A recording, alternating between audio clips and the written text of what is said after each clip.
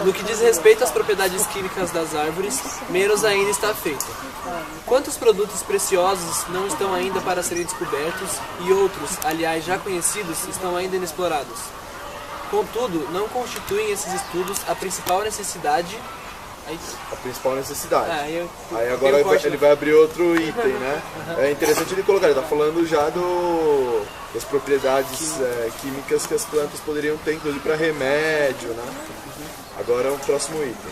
Investigações sobre os inimigos das árvores florestais e quais as causas de definhamento que se nota às vezes em extensões consideráveis de matas. É um ponto de importância capital pelo seu grande alcance econômico. Sem estes conhecimentos, como dar-se-á conselhos ou como remediar onde as causas são desconhecidas? Pertencem aí os estudos sobre os parasitas nocivos, tanto do reino animal como vegetal, sobre os organismos inferiores como fungos e bactérias e sobre a miríade de insetos, tanto nocivos como úteis que povoam as matas, sobre a caça, pois há não dá pra ler. Sobre a caça, pois há muitos animais que destroem as árvores pequenas. Acho que já é outra folha. Acho que senhora, animais que destroem as árvores pequenas e muitas árvores que não deixam os frutos amadurecerem.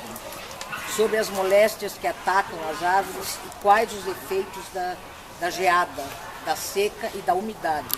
Enfim, estas investigações são tantas que dão trabalho a uma sessão especial, como efetivamente existem nos Estados Unidos da América do Norte e na Alemanha. Eis em traços largos os principais pontos dos quais cada um pode ser objeto de uma sessão à parte no serviço florestal, mas que, no começo, devem ser subordinados o mais possível às questões puramente práticas, cujos estudos devem constituir o princípio e serem encetados sem demora. Mas o início deste serviço oferece em São Paulo algumas dificuldades que só com o tempo poderão ser completamente vencidas. A primeira delas está na enorme diferença das matas tropicais que existem neste estado para as dos países onde o serviço florestal já se acha em plena atividade. Diferença esta que determina a necessidade de criar-se tudo de novo e caminhar sem guia no princípio. Interessante, né? Tá falando, não adianta pegar o modelo lá que das florestas. Não tem a ver conosco. Que não tem a ver conosco. Dessa grandeza, né? Sim, da nossa diversidade, né? Então ele já estava falando aí de biodiversidade, né? Então agora o próximo é as matas dos países já providos com esse serviço. Mais alto, um pouquinho alto. Se compõe em geral de uma só espécie de árvores, ou pelo menos de muito poucas. Ali costuma contar-se cerca de 100 exemplares, da mesma espécie, por bactéria ou passo em São Paulo. Por hectare. Por hectare, Ao passo que em São Paulo. Poucos os lugares onde numa área igual se possa achar 10 árvores da mesma qualidade e dali a dificuldade de reunir um estoque de uma certa determinada madeira, o que naturalmente deve modificar todo o sistema de tratamento das florestas, influir muito no preço, nos transportes e refletir no mercado todo.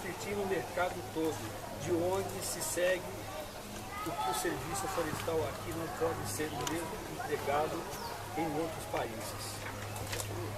Sim. Por causa dessas diferenças fundamentais, as modificações a introduzir devem ser no sentido de estudar os meios mais práticos para tornar as florestas mais uniformes em espécies determinadas, fazendo a seleção que sejam preferíveis pela sua utilidade e valor comercial, assim como determinar quase todas as condições da adaptação e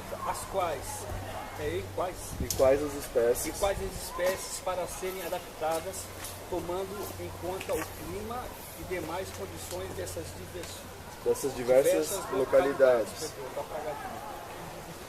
Uma outra dificuldade, talvez maior ainda, está no sistema de lavoura adaptado até agora. Adotado até agora. Foi sempre entendido que o terreno da mata virgem era o melhor para fazer roça, o que aliás é uma verdadeira demonstrada. É uma verdade demonstrada. Pela experiência de longo tempo, mas por causa disso desprezou-se e despreza-se ainda o valor da mata. Valor esse que indefinitivamente passa de muito o valor de todas as colheitas que no mesmo terreno poderão ser feitas. Exceto talvez a do café. A do café. Nem a cogitada. Nem se cogitava os prejuízos resultantes da cessão dos benefícios indiretos. Da cessação dos benefícios indiretos. Qual que é a palavra que está pagada mesmo? Mais reais. Mais reais que resultam das matas como anteparos contra os ventos e como geradores de alimentadores das nascentes de água. Nascentes de água. Os ventos, é isso agora aqui? Entre muitos exemplos que elucidam esta verdade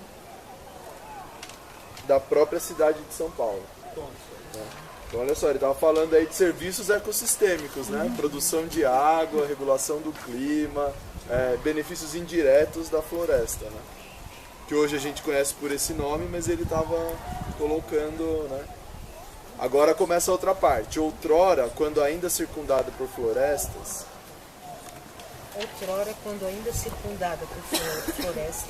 nos altos da Liberdade e Consolação, e quando ainda haviam extensas matas na área toda que separa a cidade da Serra do Mar. As oscilações diárias da temperatura eram menores e as precipitações muito mais regulares. Mas a cidade, no seu enorme crescimento, carecia de combustível, cujo consumo ainda diariamente aumenta, e foram as matas próximas que infalivelmente haviam e hão de fornecê-lo ainda. Se não fosse a sábia medida do governo de desapropriar os terrenos na Serra da Cantareira, a cidade teria de cingir-se às águas do Tietê, o que acarretaria enormes despesas. O mesmo que aconteceu à cidade de São Paulo acontecerá em maior escala ao estado todo, se não houver logo uma reação, pois existem já municípios inteiros onde não há mais um pão de madeira de lei. Para não falhar no aparecimento de geadas em lugares onde antigamente eram completamente desconhecidas.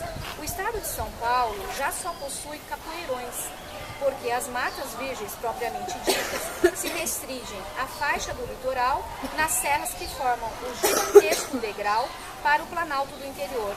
Pois onde o homem aparece nesse estado, as matas primitivas já se foram. Olha só o que ele está falando, em 1895. E é interessante, ele está falando das questões climáticas também, porque ele era um meteorológico, né? Tinha estação de meteorologia na casa dele, né? A primeira estação ele montou na casa dele, na Rua da Consolação, número 7, acho, né? 39. Oi?